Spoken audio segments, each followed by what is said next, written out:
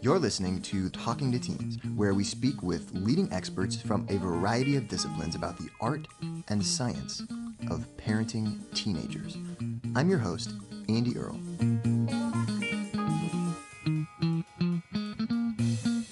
We're here today with Tom Vanderbilt talking about how we can inspire our teens to be more confident in trying new things and learning new things by being lifelong learners ourselves. Tom went on an expedition. Tom noticed that as a parent, he was spending so much time kind of on the sidelines watching his daughter practice things and learn things and get better at things, and that he, as an adult, wasn't spending much time doing that himself. And as parents, it's really easy to get into ruts of only really doing things in our lives that we're already pretty good at or things that we've been doing for quite some time. But it's great role modeling to take on some things that we're not so good at yet and to show our kids that it's okay to struggle with things and that if you persevere hard enough at learning something, you can get better. Tom wrote about all of this in his book, The Joy and Transformative Power of Lifelong Learning. He has written for many publications, including the New York Times Magazine, the Wall Street Journal Magazine, Popular Science, and the Smithsonian. He's also the author of Traffic, Why We Drive the Way We Do, and 2 other books. Really excited to speak with Tom today about becoming a beginner again. Talk to me a little bit about this book, Beginners, The Joy and Transformative Power of Lifelong Learning. You went on a quest to become a beginner again. What inspired that and what kind of did that lead to? Sure. I think, probably the main catalyst here was the idea that I became a parent. My daughter is now officially a teenager, but when this book began, she was much, much younger. And I think, any parent becomes a beginner, whether they want to or not. You can sort of try to do research ahead of time and a little bit about the whole process, but it really just threw me into a tailspin. There were a lot of things I just didn't know, didn't anticipate. As much as I could be prepared, like the amount of hours I spent researching, kind of like dumb stuff in retrospect, what stroller to buy, but I was essentially middle-aged. I was an older parent, and being a beginner was a very new process to me. You hit middle age, you think you have it all pretty much figured out. You've mastered some stuff maybe, and you're in the mid-career and you've got that part set. And so that's just upended my world. So that was sort of the beginning thing. And then as she started growing, kids want to do stuff and try stuff sort of endlessly. And they also need to be taught. I mean, some things they can figure out on their own. But so I found myself in this position, of trying to teach these skills. And when I couldn't teach a certain skill or that well, I would, send my daughter to a class. I was one of those like over involved New York City parents and, a lot of classes, a lot of running around. And during these classes, I would find myself sitting on the sidelines, just waiting, usually sort of scrolling through my phone. And at some point, I think it was like during a swimming class or something, I thought, what, all these classes, all these things I'm having her learn. Yeah, like what was the last time I learned a new skill? When was the last time I was a beginner? Instead of just being the kind of, coach parent figure who already knew everything. And so that was kind of the precipitating thing. And I wanted to get back to that stage of being a beginner, both for my own sake. And also I thought there could be some interesting lessons to apply to parenting. Like, what would it be like, instead of my daughter only seeing me as this authority figure who knew everything, to see me struggling along with her as we tried to do some new things. So, sorry, long story, but that was the beginning of Beginners. I think it's so easy to kind of fall into that role of being the parent who's like, hey, I just take you around from thing to thing, and you should definitely be trying lots of new stuff and learning lots of new things.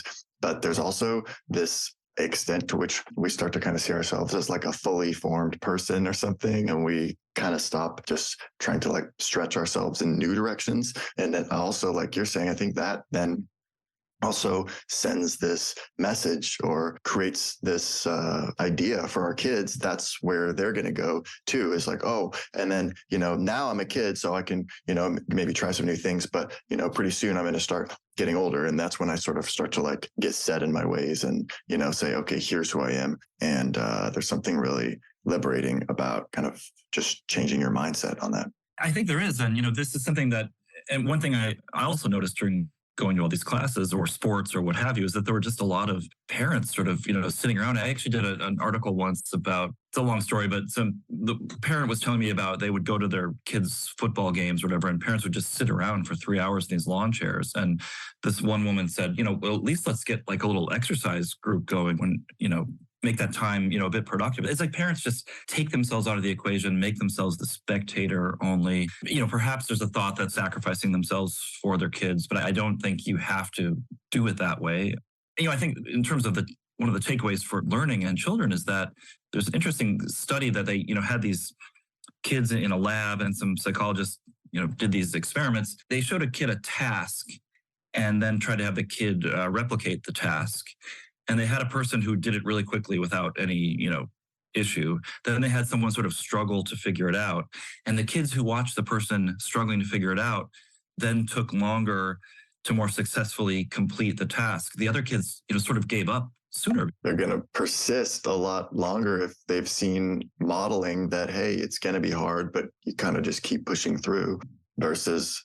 Exactly. Yeah. So like some of these things I was trying to teach my daughter, like learning to ride a bicycle, I could ride a bicycle very well. She saw no struggle there. Already good at it. Right. So they look at you and they're like, oh, okay. But it's easy then to sort of create that mentality that it's like, okay, well, so kind of you're either good at something or you're not good at something. And I guess this is just not my thing. So I shouldn't work hard at this. And we, without really trying to, a lot of times I think we kind of model that idea because we're only doing things that we're good at or we're already good at a lot of times in our adult lives.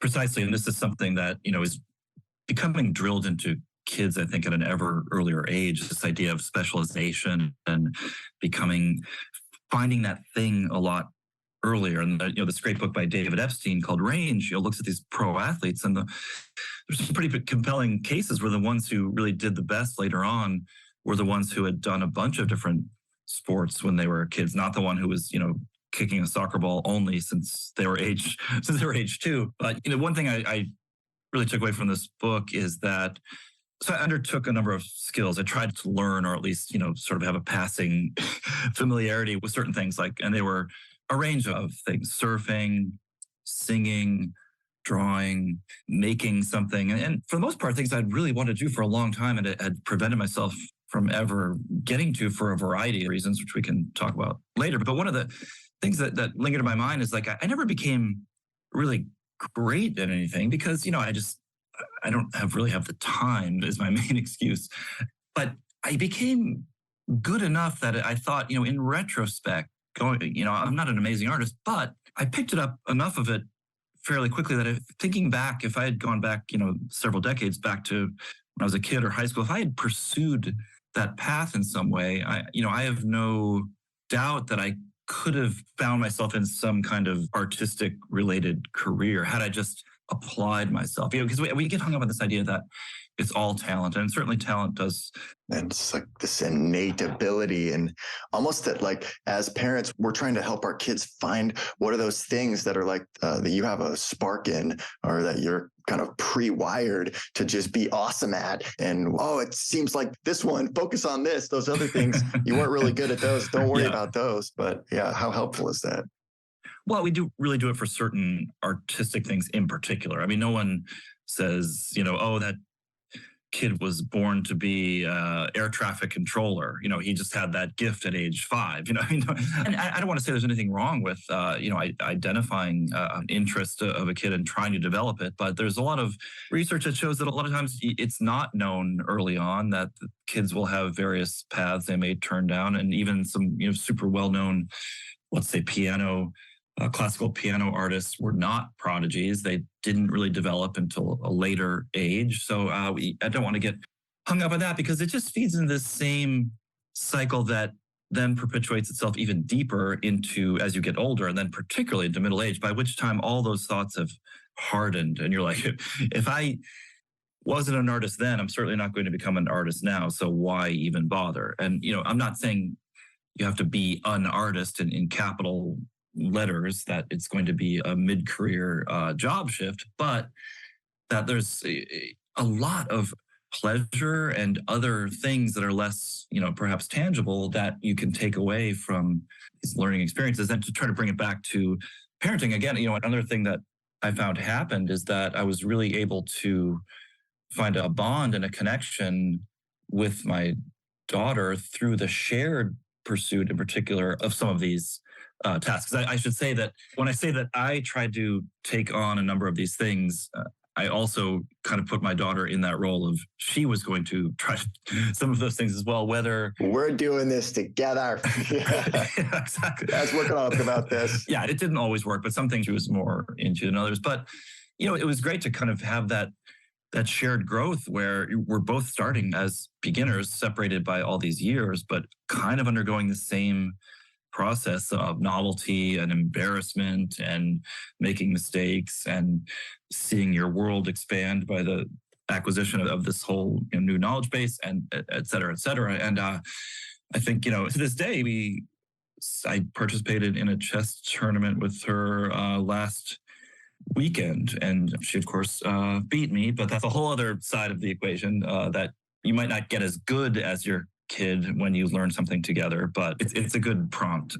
I thought that was really fascinating when you talk about sort of the trajectory of chess, that it seemed like you were kind of picking it up a lot faster than her at first. But then as time went on, she sort of kind of steadily eclipsed you in chess skills, to where now you're like asking her like, hey, can you help me with this game I'm playing online real quick? You see any good moves here?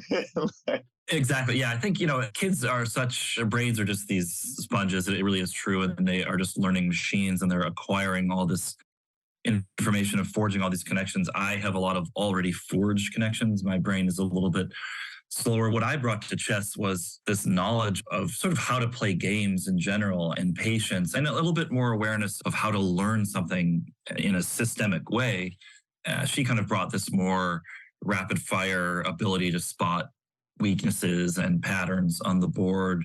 So in the beginning, I was just simply sort of more patient, and I could kind of understand, okay, we're learning a game, here's what to pay attention to. But that quickly, was subsumed under her just sheer, kind of analytic and processing power. So this is kind of a lesson to the adult beginner. You can make a lot of progress, and you can become very good at something, but it's not necessarily going to be as easy as your, child who's undertaking that same thing for, several reasons that I've just mentioned. But again, not a reason to abandon hope. And I have also beat her on a number of occasions. So this is not, we have hope, the older set. Not all is lost.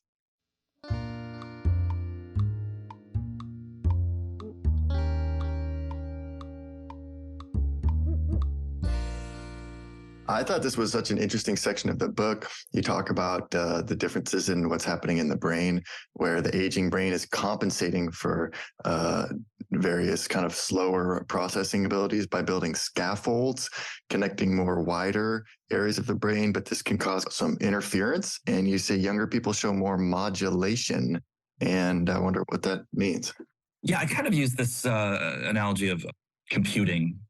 Like my brain is just an older desktop computer that I've installed a lot of applications. Those programs are trying to connect to each other. There's a lot of, sort of lingering stuff in the, is it RAM or? You got to defrag. Yeah, exactly. Yeah. Thank you for that. Whereas my daughter, it's like, she just opened this brand new, top of the line Intel, whatever, gaming laptop that is incredibly powerful and doesn't have much installed on it. And she can just totally really bring the entire focus of that mental power onto a problem without much getting in the way. Whereas I have, as you kind of mentioned, this interference. In trying to learn a new skill, I may have the memory of some other skill I've learned getting in the way. I may have the memory of that time I fell 2 decades ago and hurt myself really badly. That's getting in the way.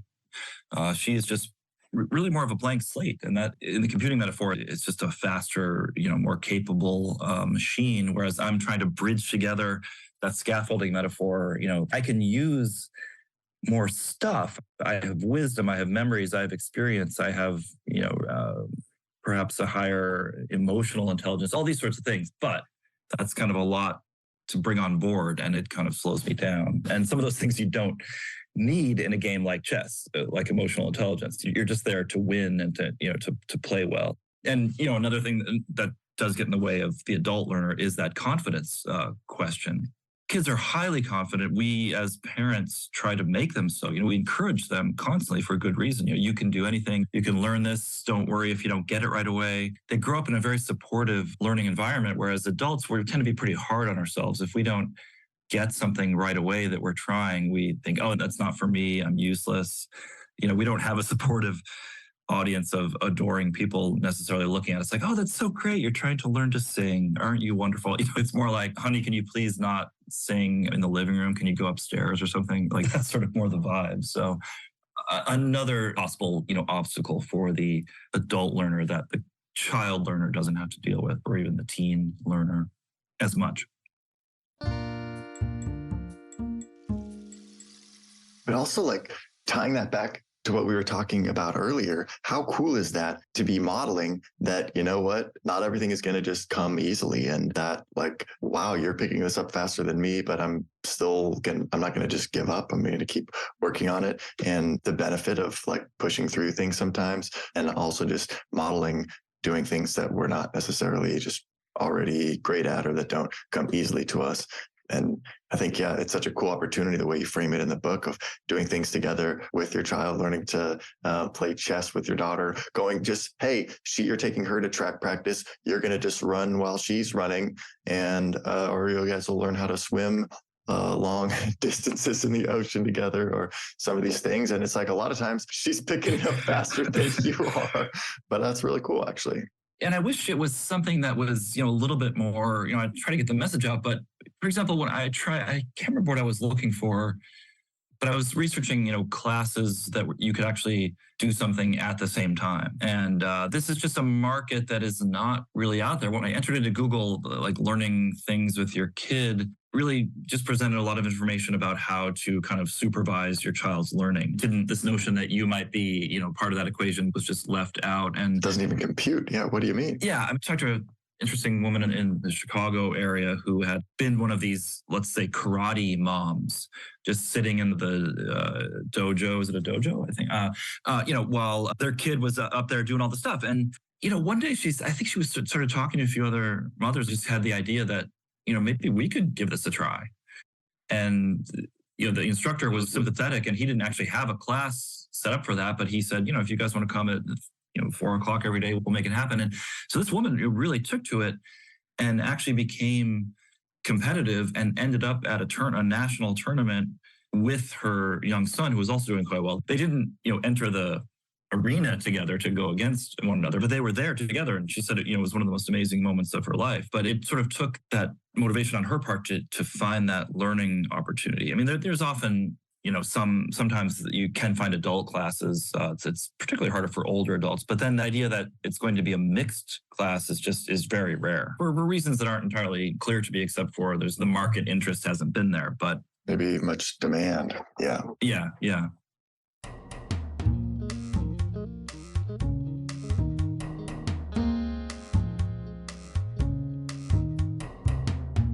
There's a whole chapter in the book on babies and how they learn to walk. Why do you go into this in so much depth, and what did you learn about learning from going to these labs that study how babies learn to walk? Yeah, I thought, who would be the ultimate beginner? And I thought, well, it's just, basically an infant. We're all, yeah, I mean, we're all beginners at some point. And, so I thought, like, what do we come into the world knowing how to do? I mean, very little, really, some elementary sort of bodily functions like breathing. But, so what do we learn to do? And we do become master walkers, for example. It sounds sort of funny, but we put in those 10,000 hours of practice, more than that. And by the age of 6 or 7, and then for the rest of our lives, unless we have some difficulty that comes along, our master walkers, we don't have to think about walking. It's a skill that we have aced. We can do other things while we do it. So it happened that there was in New York City, there was a great place the research was going on at Infant Action Lab, it was called, at NYU, where they really watch infants in action and to see how these learning processes happen. And walking was just fascinating. I mean, first of all, the number of times that an infant falls while trying to walk per hour is astonishing. It can be upwards of like 60 or 70 times. And, they're kind of built for this. Their bodies are not super rigid, and they kind of have soft padding. They fall, they don't suddenly look, oh, geez, I fell again, I'm just not getting this. They fall, and they just like bounce right back up and just keep going.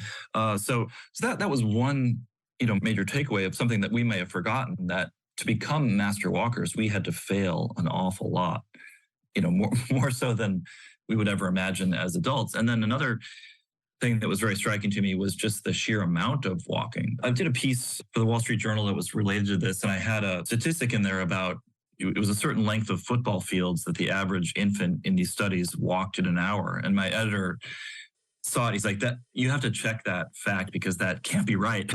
Yeah, exactly. So I was panicked. I thought, well, I'm pretty diligent with this, but I called the researcher, and she's like, "No, that's the statistic." So there's a ton of practice. And yeah, well, isn't it like 2.5 football fields? Yeah, exactly. So I recall that from the book because it blew my mind. Yeah. Hey, we're here today with Tom Vanderbilt talking about how we can inspire our teenagers to be confident, making mistakes, and learning new things by being lifelong learners ourselves. And we're not done yet. Here's a look at what's coming up in the second half of the show. Another thing we might forget is just how much time it took us to get to that point of learning. So then I wanted to project this forward into an adult learner trying to take a class in, let's say, skiing or something. And, you go to the lesson, you fall 30 times, you barely make it down to the bottom of the bunny hill. Like, that is not a reason to think you're not going to be a good skier, could be a good skier, a reason to give up. It's just classic beginner behavior that a lot of us have forgotten about. Yeah, so I thought, infants were just that fascinating learning process that is. And then, one other thing that emerged that I thought was really interesting is they would have infants do these experiments, like when they were learning to crawl, and they would give them certain obstacles, like a ramp. And the infants would figure out the ramp, and then they would have a fall off, and they would figure out whether they thought that fall off was too risky. And there was always a person standing by, so they weren't putting infants at risk here, I should say. Knowledge has been divided into two broad categories. Declarative knowledge, that's basically knowing about something.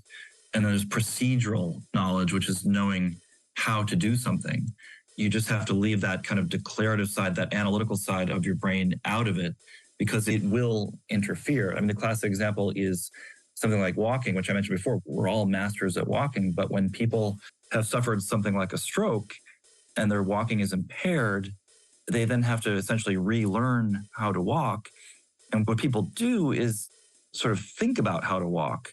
And then you see them taking these odd, shuffling steps, because that you're too self-conscious of it. And that sort of self-conscious energy is literally getting in the way of the connection of your brain to your nerves and telling your muscles what to do. And it's kind of a two-way process. Bend hip 30 degrees, extend knee, flex ankle. Oh no, flex knee. No, that's a great description, by the way.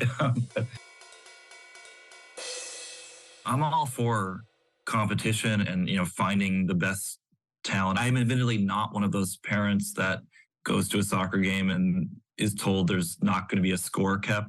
As a soccer player myself, I would not be happy with that. But even if you do have a choir of, let's say, quote unquote, the best, it doesn't mean that you can't have other choirs that are not necessarily intended for kids who are even thinking of pursuing a career in that field. Other sorts of just more, we've lost a lot of that recreational, just doing it for fun aspect. And this is something my daughter even reports to me now. I mean, there's certain things she really likes to do, and there's other things she likes to do somewhat. But since I'm mentioning soccer, she did a year with the soccer team, but she hadn't played that much when she was younger. And she found that the kids, and this is, in middle school, she was playing with were already so good and it was treated so seriously that she didn't have fun doing the year. And she wasn't terrible. I think she could have grown into it, but she just wasn't finding it fun. And we looked around and there just wasn't even another option for a more kind of, let's say, chill soccer experience.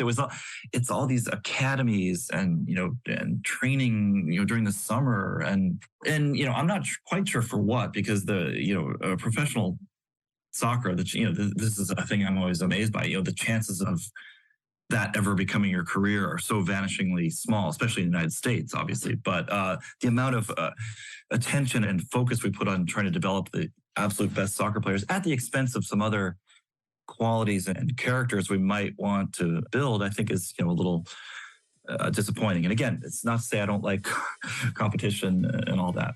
Want to hear the full interview? Sign up for a subscription today. You get access to all the interviews I've conducted, as well as new episodes weeks before the general public. It's completely affordable, and your subscription helps support the work we do here at Talking to Teens. Thanks for listening. I'll see you next time.